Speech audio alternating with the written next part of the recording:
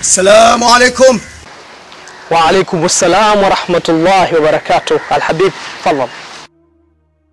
Bwana Musa, yani tabasamu imekuja tu ya ghafla tu, lakini bwana nimekuja mguu huu anasema ni wako.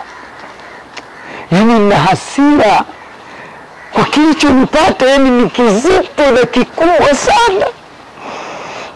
Natamani na mke wangu alikuwa mjamzito, kakutana na Ahmedi, wametunguzana, wanaongea wenyewe mambo yao kimapenzi. Ilifikia muda eti anamwambia atoe mke wangu, na mke wangu katoa mimba, katoa mimba yangu, kaitoa mke wangu mimba. Wewe Ahmedi, nilikuja kuchukua ushauri kwako. Mimi nilikuwa nakwenda kwa Firauni, nyumbani bwana kama ushauri wako tunakusikiliza.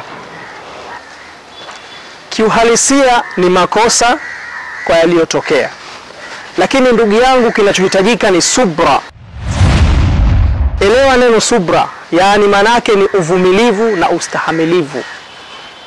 Haipaswi kuwa na hasira kwa kilichotokea. Ni sawa, kinaumiza sana, lakini subra ndio kila kitu katika misingi ya maisha yetu. Na hata kama unataka kufanya maamuzi, basi chukua maamuzi ya kuachana naye kwa njia za kheri na sio jazba na hasira. Haifai. Yetu unaniambia uvumilivu, alafu eti mke wangu ni mwache. Mimi nikajua utaniambia mambo ya maana kabisa, wewe unaniambia mambo ya kijinga. Kwa hali hii bora niende kwa Firauni tu. Unataka niambie jambo la maana?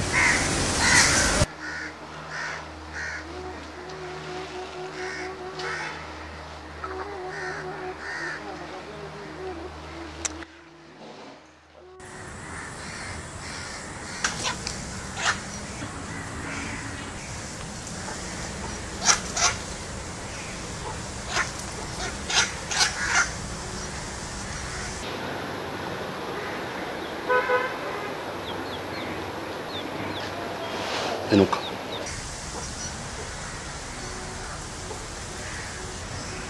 Bwana Firauni, nimekuja na tatizo kubwa sana, tena kubwa sana, na mke wangu nampenda sana, alafu alikuwa ni mjamzito.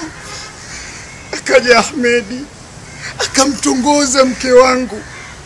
Baada ya kukubaliwa tu, Ahmedi anamwambia mke wangu atoe mimba yangu kweli itolewe.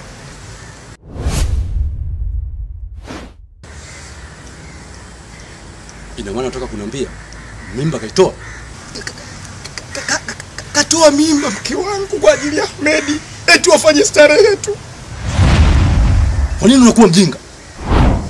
Kwa nini unakuwa mpumbavu? Katika imani yangu sisubutu kufanyika kitendo cha kinyama na cha upuuzi.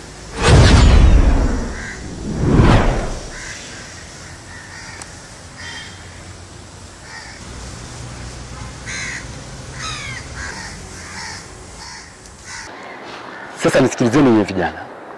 Mnatakiwa mkamchukue huyo kijana na mtoe huyu bwana, ili mumlete huyu ndani mpaka anapopata mimba yake. Mmenisikia? Usijali kijana, mimba yako utaipata. Tena mimba yako utaipata ikiwa ile. Ndio shaka kwa hilo. Nenda nyumbani kapumzike. Itapopatikana mimba yako utarudi kumchukua mke.